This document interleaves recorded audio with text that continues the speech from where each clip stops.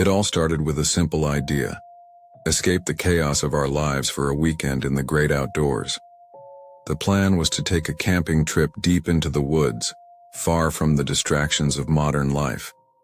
We had chosen a spot known for its serene beauty and relative seclusion. This wasn't our first time in the woods. We had camped there a few years ago and it had been peaceful, with nothing more than the sounds of nature to keep us company. It was supposed to be a carefree weekend. Nothing out of the ordinary. No one had any reason to suspect anything sinister, but as soon as we arrived, a strange, inexplicable feeling settled over me. The forest seemed different somehow, denser, darker, almost as if it were holding its breath, waiting. The trees were taller and closer together than I remembered, their thick trunks making it feel as if the forest was closing in around us. The air smelled heavy with damp earth and moss, and the distant chirping of birds had a haunting quality to it. My friend seemed to notice it too, but we brushed it off. We chalked it up to our imagination. After all, we were here to get away from the stress of our busy lives. So maybe we were just looking for something that wasn't there. We quickly set up camp and got the fire going as dusk began to fall. The sky turned a soft shade of purple as the last traces of daylight faded, and the first stars began to twinkle overhead. The fire crackled, its warmth pushing back against the growing chill in the air. Everything felt right at first, but there was a tension in the air that none of us could quite explain. It was subtle, like an unspoken presence lurking just beyond the reach of the firelight watching. But no one said anything at the time, assuming it was just the eerie beauty of the forest. Still, I couldn't shake the feeling that something was wrong. The kind of feeling that sticks with you, gnawing at the edges of your mind, just waiting for you to acknowledge it. The night set in quickly, the forest around us growing darker with every passing minute. We gathered close to the campfire, talking and laughing, trying to ignore the unease that lingered just beyond the warmth of the flames. The fire crackled and popped, its flickering light casting long dancing shadows on the surrounding trees. The breeze stirred the leaves, carrying the earthy scent of the forest deeper into our lungs. The sounds of the forest, crickets chirping, the distant hoot of an owl, were oddly comforting at first. But even as we tried to relax, the atmosphere felt heavy, as if the weight of the forest was pressing down on us. The deeper we went into the night, the more the sounds of the forest seemed to change. The wind began to shift, picking up speed, and it started to rustle the leaves in a way that didn't feel natural. It was as if the trees were whispering, but the whispers were faint and indistinct, carried on the breeze. For a moment I thought I was imagining it, but then I saw the looks on my friends' faces. They had heard it too. "Did you hear that?" someone asked, a tremor in their voice.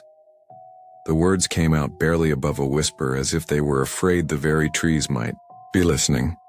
We all fell silent, straining to hear, but the noise had stopped. All we could hear now was the fire, the occasional rustling of leaves, and the sounds of our own breathing. But that feeling, the feeling that something wasn't right, still hung in the air. The longer we stayed, the more I couldn't shake. The thought that the forest was watching us, waiting for us to do something, anything, that would make us vulnerable. I tried to dismiss it, but it was there, like a shadow at the edge of my vision. Who felt it? It was all of us. Every small sound, every creak of a branch, every rustle in the underbrush seemed amplified in the eerie silence that surrounded us. The campfire crackled as if to reassure us that everything was normal, but it didn't work. We all glanced at each other nervously, each of us trying to pretend that we weren't feeling the same sense of unease. I kept looking over my shoulder, half expecting to see something moving just beyond the light of the fire. But there was nothing. The trees stood still, their dark silhouettes like silent sentinels watching us from the edges of the clearing. The wind picked up again, howling through the branches, and I could have sworn I heard something else. A soft, distant sound, like voices, whispers carried on the breeze. But when I turned to look, there was nothing there. Nothing but the dark forest. I wasn't the only one who had heard it. My friend Sarah, sitting closest to me, leaned in and whispered, "Did you hear that? It sounded like someone was talking." I nodded, but before I could respond, the whispers stopped as abruptly as they had begun. For a moment, there was only silence. But it wasn't a peaceful silence. It was thick, heavy, like something was hiding just out of sight, waiting. I couldn't tell if it was the forest itself or something deeper, something darker, that was making me feel this way. The first distinct whisper came just as the fire was beginning to die down. We were all silent, each of us lost in our own thoughts, trying to push the unease out of our minds. Then, out of nowhere, the whisper sounded again. Soft at first, but unmistakable. It was a voice, barely audible above the crackling fire. Yet, it seemed to come from somewhere deep within the trees, just outside the circle of light. My heart skipped a beat. I glanced at my friends, but no one said anything. We were all thinking the same thing. That wasn't just the wind. The voice, if you could even call it that, sounded like a whisper. But it wasn't the kind of whisper that you might hear from a person. It felt ancient, almost primal. Like something from a time long before we existed. Something that had seen the rise and fall of empires. I stood up, my legs feeling like lead, and peered into the dark woods. The firelight flickered, casting fleeting shadows that seemed to shift with the wind. But there was nothing there. I told myself it was just my imagination, but as I sat back, down, I couldn't shake the feeling that we were no longer alone. The whisper came again, clearer this time and closer.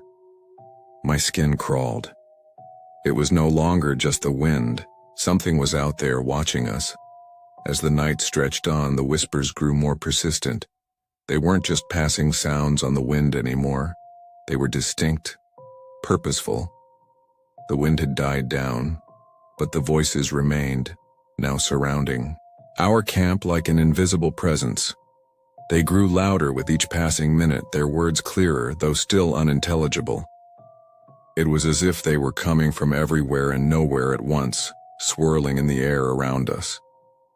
The hairs on the back of my neck stood up. I could feel the chill of the night creeping deeper into my bones. But it wasn't just the cold that made me shiver. It was the growing sensation that the forest itself was alive, watching, waiting, listening. I tried to speak, to suggest that we pack up and leave, but the words caught in my throat. Something told me that if we tried to leave, we wouldn't make it. The voices had an almost hypnotic quality to them, drawing us in, pulling at our very souls. I glanced at my friends, all of them looking just as terrified as I felt. They too were hearing it, but no one dared to speak. We just sat there frozen, surrounded by the unseen whispers, each of us too afraid to move. The whispers continued, but now they were accompanied by something else, something far more terrifying. From the edge of the clearing, just outside the reach of the firelight, a figure began to take shape. At first it was just a shadow, something shifting in the darkness, moving in ways that didn't seem possible for a human. It was tall, impossibly tall, its form barely visible against the trees. As it moved, the shadows it cast seemed to stretch unnaturally, like the figure itself was pulling the darkness around it. I tried to convince myself it was just a trick of the light, some bizarre play of shadows. But the others were already staring at it, their faces pale with terror. We were all thinking the same thing, that wasn't human. For a moment the figure stood still just beyond the firelight, watching us. Its presence seemed to freeze the air itself. We could feel it, its malevolent gaze on us, waiting for something. I wanted to scream, but the fear locked my throat, and no sound escaped. It moved again, slowly and deliberately stepping into the clearing.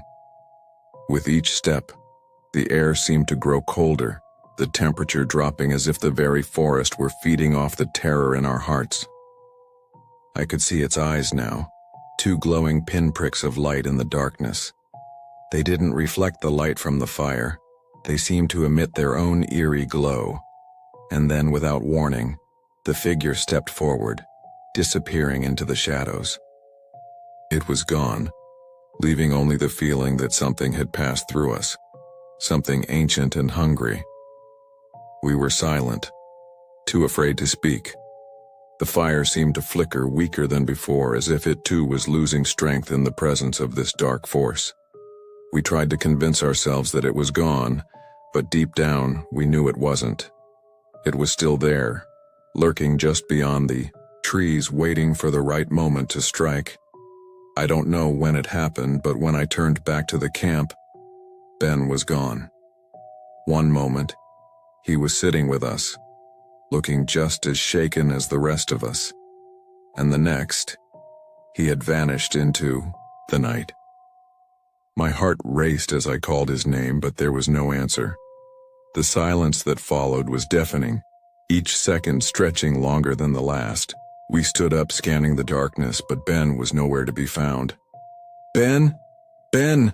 we shouted, our voices cracking as fear began to rise within us. Minutes passed, but he didn't return. The whispers continued in the distance, and I began to hear something else. Something even more chilling. A faint rustling like footsteps moving swiftly through the forest. I could feel the panic rising in my chest. Something was wrong. Terribly wrong.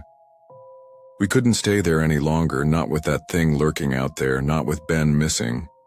With trembling hands, we grabbed our things and started walking through the woods, calling for him.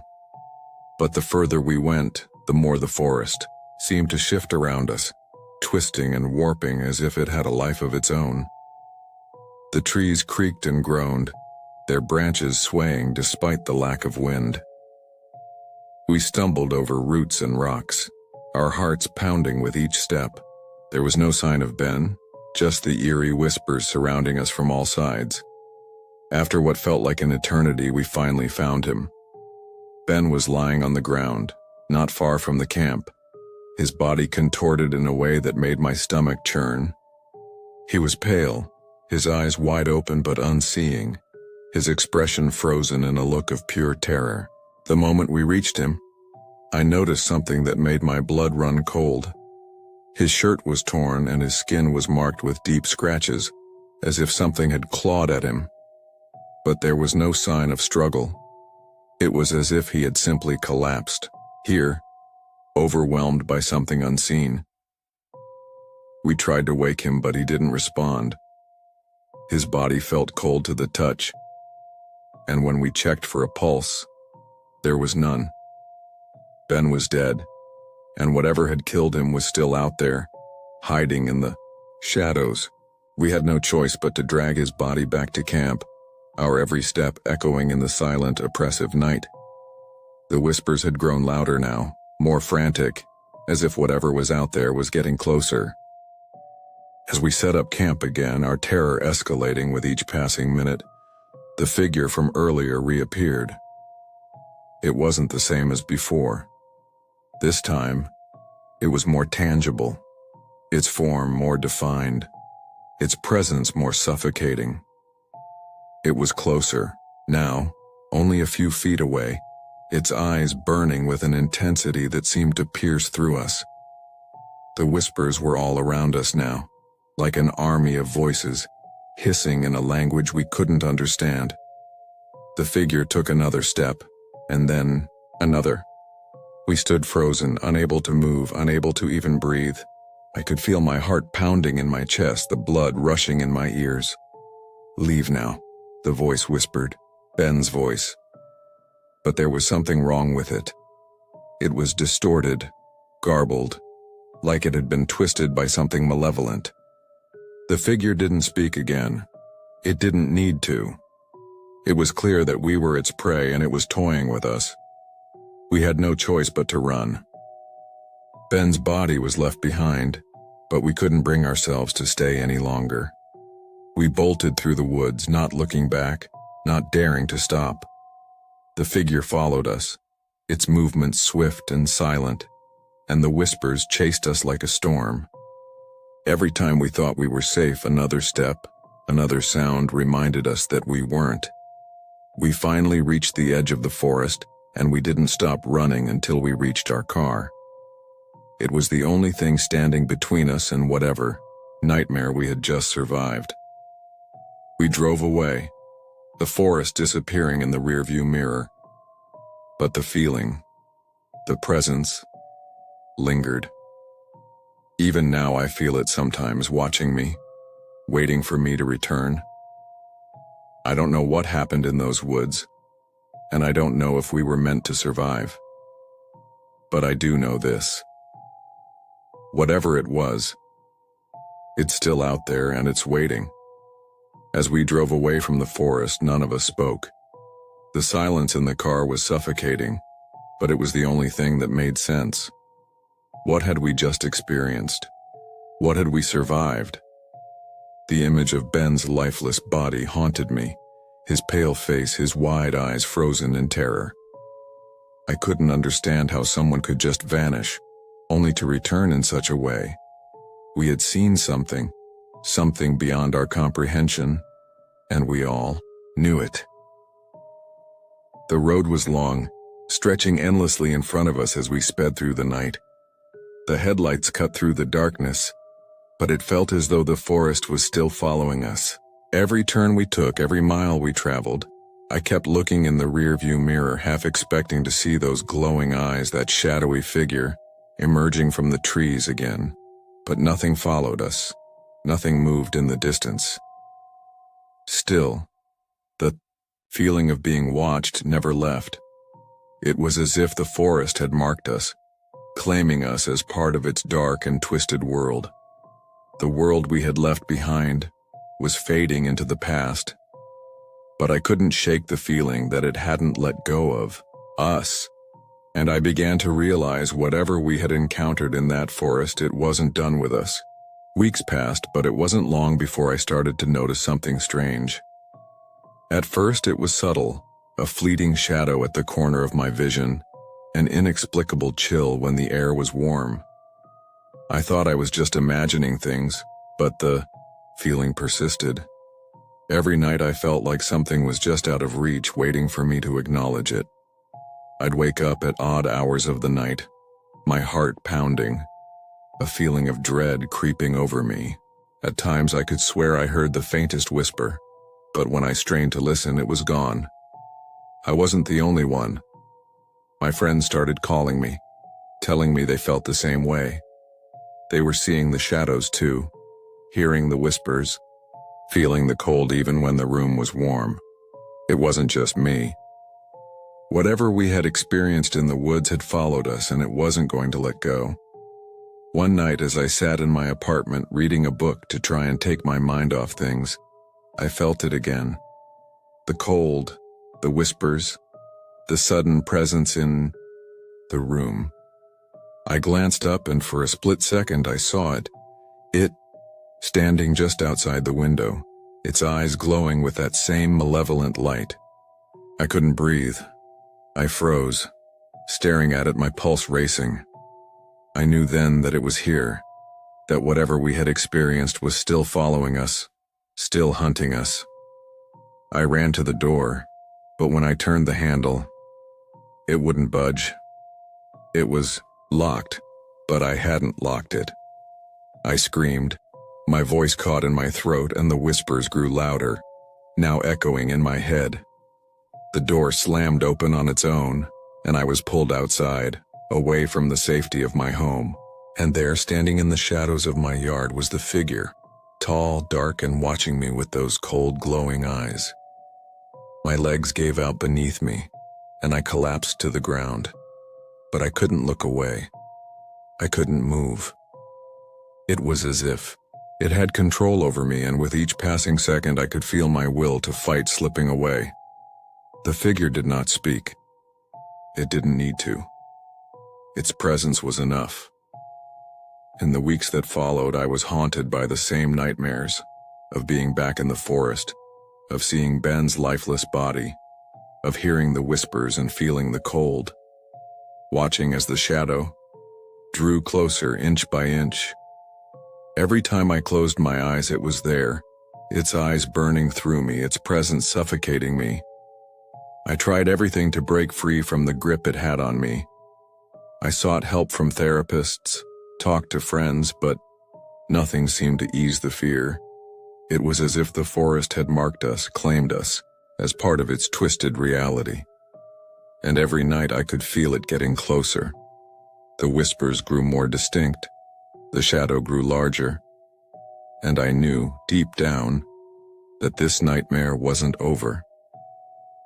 It wasn't until one night, when I ventured back to the edge of the forest, that I realized the truth. The forest had been waiting for us, it had been testing us, pushing us to the edge, and now it wanted something more. It wasn't just a shadow in the woods. It was a force that thrived on fear and suffering, and we had unwittingly given it everything it needed to survive. The moment I stepped back into that dark, twisted forest, I knew it was only a matter of time before it took everything from me. And it would never stop. It would never let go. I don't know why I returned to the forest. Maybe I thought I could end it, confront whatever was haunting me, or maybe I was just trying to escape the endless nightmares that plagued me every night.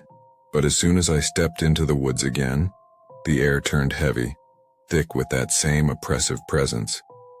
The trees loomed over me, their branches twisting into unnatural shapes, their trunks like towering sentinels.